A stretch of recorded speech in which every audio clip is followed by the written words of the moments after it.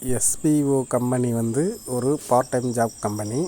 அவங்க வந்து நம்மளை வந்து அஃபிலியேட் பார்ட்னராக சேர்த்து ஒர்க் பண்ணி அதில் வர்ற கமிஷனில் நமக்கு சேலரி தராங்க. இந்த கம்பெனி பார்த்திங்கன்னா பல வருஷமாக இயங்கிகிட்ருக்கு. இப்போ வந்து பார்த்திங்கன்னா சில அரசாங்க சிக்கல்களை எதிர்கொண்டு இப்போ மறுபடியும் எல்லாத்தையும் சரி பண்ணி மறுபடியும் ரன் ஆக ஆரம்பிச்சிருச்சு. இனிமேல் இந்த கம்பெனி வந்து நல்லா சூப்பராக போகும் அப்படின்னு எதிர்பார்க்குறோம். சூப்பராகவே போகும். ஹாய் ஃப்ரெண்ட்ஸ், போன வீடியோவை தொடர்ந்து இந்த வீடியோ பார்ப்போம். போன வீடியோ பார்த்திங்கன்னா நம்ம கரும்பு வந்து வெட்டிட்டு வந்து முட்டெல்லாம் போட்டு அந்த சருவெல்லாம் உரித்து ரெடி பண்ணாங்க. இப்போது அந்த ரெடி பண்ண கரும்பை வந்து வயலுக்கு எடுத்துகிட்டு போகிறாங்க. பாருங்கள், தூக்கிட்டு போகிறாங்க. எல்லாம் எப்படி வருதோ அப்படியே தான் இந்த மாதிரி தூக்கிட்டு போயிட்டு கான் போட்டுட்டு அதை வெட்டுவாங்க. அதையும் பார்ப்போம். இது வந்து பார்த்திங்கன்னா 4 அடி காணுன்னு சொல்லுவாங்க. அதாவது 4 அடி அகலம் இருக்கும் காணு. பாருங்கள், 4 அடி உள்ள கான் தான் இது. அந்த கரும்பு தூக்கிட்டு போகிறாங்க பாருங்கள். தூக்கிட்டு போய் திட்டமாக கான் போட்டு தான் அதுக்கப்புறம் தான் அதை புல்லாக வெட்டணும்.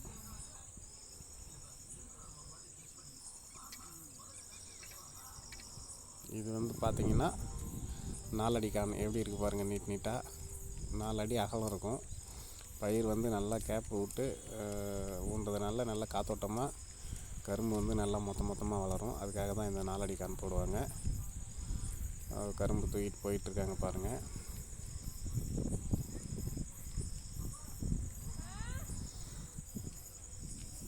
தூக்கிட்டு போயிட்டு கான் இப்போது கட்டிக்கிட்டு வந்த கரும்பை வந்து கான் போட்டாங்க. அதை புல்லாக வெட்டி போடுறாங்க பாருங்கள். இந்த மாதிரி தான் வெட்டுவாங்க. முன்னெல்லாம் வந்து கட்டை வச்சு அந்த 2 பருவ உள்ள மாதிரி வெட்டுவாங்க. அந்த 2 பருவ உள்ளதையும் நான் எடுத்து காமிக்கிறேன். இப்போ வந்து அப்படியே சும்மா கையிலேயே தோராயமாக 2 பருவ வச்சு வெட்டுறாங்க. வெட்டி அதை அப்படியே ஈஸியாக வந்து 1 விட்டு 1 கான் போட்டுட்ருக்காங்க. அந்த 1 விட்டு 1 கான் போட்டோம்னா அப்படின்னா என்ன ஆகுனா, நமக்கு 2 கான் பக்கமும் எடுத்து நிறவிட்டு வர்றதுக்கு ஈஸியாக இருக்கும். அது எப்படி நிறவாங்க அப்படிங்கிறத அதையும் பார்ப்போம். இப்போ வந்து இந்த மாதிரி கான் வந்து வெட்டி போட்டுடுறாங்க பாருங்கள்.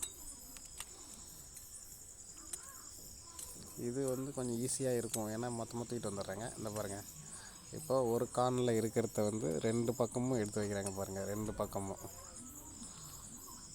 இந்த மாதிரி எடுத்து வைக்கணும். இதே மாதிரி மொத்தமாக கடைசி வரைக்குமே வந்து 2 பக்கத்துக்கும் வந்து வச்சுருவாங்க பாருங்கள். இதுக்கப்புறம் பார்த்திங்கன்னா இதை தண்ணி விட்டு நம்ம வந்து புல்லை வந்து ஊனணும். அதுதான் அடுத்த வேலை. அதை வந்து அடுத்த வீடியோவில் பார்ப்போம் எப்படி இருக்குது அப்படின்ட்டு, எப்படி ஊன்றாங்க அப்படிங்கிறத. இப்போ வந்து புல் நிறவருதுன்னு சொல்லுவாங்க. அது இப்படி தான் ஒரு புல்லாக எடுத்து வச்சிட்ருக்காங்க இல்லையா, இந்த பக்கமும் இதுதான் வந்து புல் வந்து நிறவருது அப்படின்னு சொல்லுவாங்க. இந்த பாருங்கள், எல்லோரும் நிறவறாங்க பாருங்கள். இதுதான் புல் நிறவருது.